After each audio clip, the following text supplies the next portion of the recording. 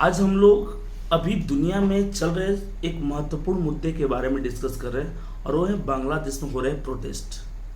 आखिर बांग्लादेश का ये प्रोटेस्ट इतना ज़्यादा हिंसक क्यों हो गया? इसके पीछे क्या कारण है और वो क्या कारण हुआ जिसके कारण बांग्लादेश के प्राइम मिनिस्टर को अपना देश छोड़ करके भागना पड़ा और भाग करके इंडिया में शरण लेना पड़ा? आखिर इसके पीछे मेन रीजन क्या है किसकी साजिश इसके पीछे, कौन कौन से कंट्री लगे हुए हैं? अगर एक बात हम लोग यहाँ पर इंक्लूड करें कि बांग्लादेश जो है एशिया के वन ऑफ द मतलब फास्टेस्ट ग्रोइंग नेशन है on the basis of economy, approx 7% उसका इकोनॉमिक ग्रोथ है। तो आखिर किसकी नजर इस पे है? दो चीजें देखिए, अगर पूरे वर्ल्ड में कहीं भी कोई कंट्री के बीच में कोई कॉन्फ्लिक्ट होता है तो कहीं ना कहीं डायरेक्ट या इनडायरेक्ट वे में अमेरिका की इन्वॉल्वमेंट वहां पर दिखती है। अमेरिका बांग्लादेश में हो रहे जो इलेक्शन प्रोसेस था उससे नाराज था। इसके पीछे एक मेन रीजन था कि अमेरिका एयरबेस बनाना चाहता था और उस एयरबेस को बनाने के लिए शेख हसीना नहीं अलाउ की। शेख हसीना 2009 से लेकर 2024 तक वो बांग्लादेश की प्राइम मिनिस्टर रही। ऐसा शेख हसीना पे इल्जाम लगते आया है कि वो अपने ओपोनेंट्स को जेल में डाल देती है। इसके अलावा वो बहुत सारे डिक्टेटरशिप वाले वे में रूल करती हैं। इस आंदोलन के पीछे जो मेन रीजन था ये स्टूडेंट प्रोटेस्ट को माना गया है, क्योंकि बांग्लादेश में 56% रिजर्वेशन है और उस 56% में से 30% रिजर्वेशन जो है वॉर वेटरन्स यानी कि 1971 में बांग्लादेश के फ्रीडम के लिए फाइट करने वाले लोगों के सक्सेसर को 30% रिजर्वेशन दे दी जाएगी। 10% महिलाओं के लिए रिजर्वेशन है और 10% जो है वो ट्राइबल कम्युनिटी या जो वहाँ के नेटिव्स है, वीकर सेक्शंस लोग जो हैं उनके लिए है। 5% वहाँ यहाँ के नेटिव्स के लिए, 1% जो है वो अदर्स के लिए। वो यहाँ के स्टूडेंट का मेन मानना है कि अगर 30% वॉर वेटरन्स को हम दे देंगे रिजर्वेशन तो फिर क्वालिटी ऑफ जो स्टूडेंट्स हैं वो नहीं आ पाएंगे। इसके पीछे मेन रीजन था। आखिर ये स्टूडेंट प्रोटेस्ट जो है, जो एक तरह से सिविल डिसोबीडियंस मूवमेंट की तरह यूज करना चाहते थे, गांधी जी के मूवमेंट की तरह, अचानक इतना ज्यादा हिंसक कैसे हो गया? आखिर किसका सपोर्ट मिला इसको? अब शेख हसीना की अगर बात करते तो शेख हसीना के जो फादर थे शेख मुजिबुर रहमान, वो 1971 के जो वॉर था, बांग्लादेश का फॉर्मेशन था, उसके वो हीरो थे। हम उनको बांग्लादेश का राष्ट्रपिता भी कर सकते हैं। अचानक होता क्या है कि कुछ मिलिट्री ऑफिसर्स के द्वारा जो कि ओपोनेंट्स ग्रुप से थे, अचानक शेख मुजिबुर रहमान की हत्या कर दी जाती है और तब तक हत्यारों को कुछ नहीं होता है और वो हत्यारे जो थे कहीं ना कहीं कनाडा और अमेरिका जैसे कंट्री में जा करके छुपे हुए थे।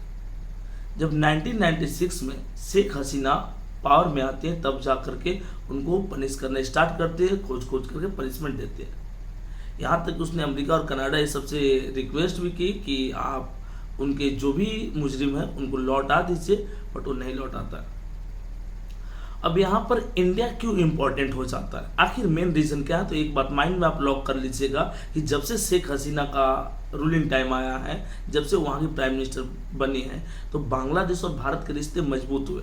चाहे हम सीमा विवाद की बात करें या किसी भी तरह के जो कॉन्फ्लिक्ट वो धीरे धीरे कम हुए हैं। और कहीं ना कहीं शेख हसीना क्या बांग्लादेश में रहने से इंडिया को एक स्ट्रेंथ था, क्योंकि वो जो आपके ओपोनेंट्स ताकते हैं वहाँ पर पनप नहीं पा रही थी। क्योंकि इस तख्ता पलट के बाद जो पावर बांग्लादेश में आएगी वो कहीं ना कहीं इंडिया के लिए प्रॉब्लम क्रिएट करेगी। यही कारण हुआ कि शेख हसीना को विपत्ति के समय जो सबसे पहला उनका दोस्त याद आया वो इंडिया था। और वहां से जब आर्मी के द्वारा मात्र 45 मिनट में देश छोड़ने की बात कही गई तो एक आर्मी के प्लेन से निकली वहां से और निकल करके इंडिया के हिडन एयरबेस जो है गाजियाबाद में वहां पर आकर के रुकी। एक दिन अभी वहीं पर अभी रुकी हुई है। यहाँ से उनके इंग्लैंड या यूएसए जाने की बातें चल रही हैं, बट इंग्लैंड और यूएसए दोनों नकार चुके हैं वहाँ पर आने से। इसलिए अब यहाँ एक और बातें चल रही हैं फिनलैंड जाने की, और क्योंकि जो जहाज़ शेख हसीना को लेकर गया था वापस लौट चुका है, तो अगर वो जिस कंट्री जाएगी पूरी तरह से वो जो इंतजाम है वो इंडियन गवर्नमेंट करेगी।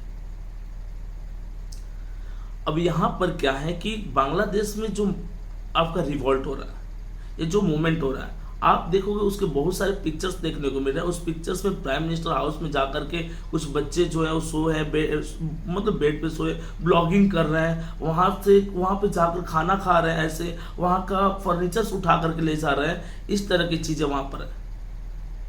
शेख हसीना से रिलेटेड जितने लोग थे लगभग उनको खत्म करने की कोशिश की गई। प्रदर्शनकारी जो है वो मुशर्रफ मुर्तजा, जो एक फॉर्मर क्रिकेटर और कैप्टन रह चुके हैं बांग्लादेश के, उनके घर को आग के हवाले कर देते हैं। हिंदू माइनॉरिटीज को परेशान किया जाता है। लगभग हिंदुओं की संख्या 1 करोड़ है बांग्लादेश में। बहुत सारे टेम्पल पर अटैक किया जाता है। यहाँ पर मेरा ये कहने का मतलब नहीं कि सारे मुस्लिम गलत है, मैक्सिमम केस की मैं बात कर रहा हूँ। बहुत सारे मुस्लिम जो लड़के हैं वो हिंदू टेम्पल को प्रोटेक्ट करते हुए भी दिखे हैं, लेकिन मैक्सिमम वो लोग हैं जो चाइना के पैसों पे पल रहे हैं, जो पाकिस्तान के इशारों पे नाच रहे हैं। वो लोग जो हैं वो नहीं चाहते कि इंडिया और बांग्लादेश की स्थिति मजबूत हो। वो नहीं चाहते इंडिया का किसी तरह का इंटरफेयर बांग्लादेश में। वैसे भी इंडिया किसी के मामलों में इंटरफेयर नहीं करता, बट क्योंकि आप हमारे पड़ोसी हैं तो आपका शांत रहने से हम शांत रहेंगे। आप अगर हम अपने पड़ोसियों को देखें तो टेंशन तो बढ़ती है, चाहे पाकिस्तान को देखें, श्रीलंका को देखें, बांग्लादेश को देखें। हर जगह इन लोगों के यहाँ कुछ ना कुछ होते रहते हैं और उसका प्रभाव हमारे पास आता है। अभी भी 30,000 इंडियन सिटीजन जो है बांग्लादेश में, और बांग्लादेश में वो 30,000 इंडियन सिटीजन्स को कैसे प्रोटेक्ट किया जाए, ये इंडियन गवर्नमेंट के लिए एक बहुत बड़ा चैलेंज है। और आज सर्वदलीय बैठक हुआ था जिसमें हर अपने जो पार्टी थी वो बैठक में पार्टिसिपेट की, और इसके साथ डिसाइड किया गया कि बांग्लादेश को लेकर के हमारा स्टैंड क्या रहने वाला है। क्योंकि बांग्लादेश 3 तरफ से बॉर्डर शेयर करता है इंडिया से, सबसे लॉन्गेस्ट लैंड बाउंड्री शेयर करता है, और बांग्लादेश में कोई चेंजेस होता तो उसका प्रभाव इंडिया पे दिखेगा, वो फिक्स है वो चीज़। तो कैसे हम उन हालातों से निपटते हैं, क्या उस आग की लपट हमारे कंट्री में भी आ पाती हैं, ये भी देखना रहेगा। और क्या तरीके रहेंगे हमारे पास, मेथड क्या रहेंगे जिससे हम लोग उसको रोक सकते हैं। अभी बांग्लादेश में हालात इस कदर खराब है कि पुलिस मुख्यालय पर अटैक किया जाता है, पुलिस वालों को मारा जाता है। पर डे एवरेज 100 लोग की मृत्यु हो रही है। वहां के एयरपोर्ट को ठप कर दिया गया है। मिलिट्री जो है एक तरह से डिसीजन ली है कि वो जो रिवॉल्ट कर रहे हैं उनके साथ रहेंगे, वो उन पे गोली नहीं चलाएंगे। इस तरह की चीजें हैं। और मात्र 3 स्टूडेंट ने इस आंदोलन को लीड किया था, और ये आंदोलन इतना ज्यादा हिंसक हो गया बाहरी ताकतों के कारण कि अभी बांग्लादेश पूरी तरह से जल रहा है। मतलब कुछ डिकेड में देखा जाए तो मोस्ट अनस्टेबल नेशंस के रूप में दिख रहा है। यहां तक कि प्रेसिडेंट जो है बांग्लादेश को, वो वहां पर अंतरिम गवर्नमेंट बनाने की बात किए हैं कि यहां पर अंतरिम गवर्नमेंट बनेगी।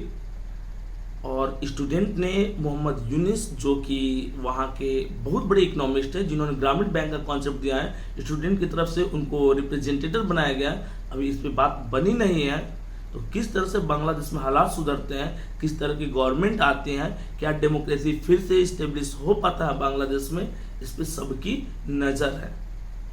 तो ऐसा कुछ और भी अपडेट आता है तो आपके साथ हम बने रहेंगे बांग्लादेश और उससे रिलेटेड हर मुद्दों को लेकर के, क्योंकि बांग्लादेश की आग हमारे कंट्री तक भी आ सकते हैं और कैसे हम बच सकते हैं ये भी हम डिस्कस करेंगे। मिलते हैं नेक्स्ट वीडियो के साथ।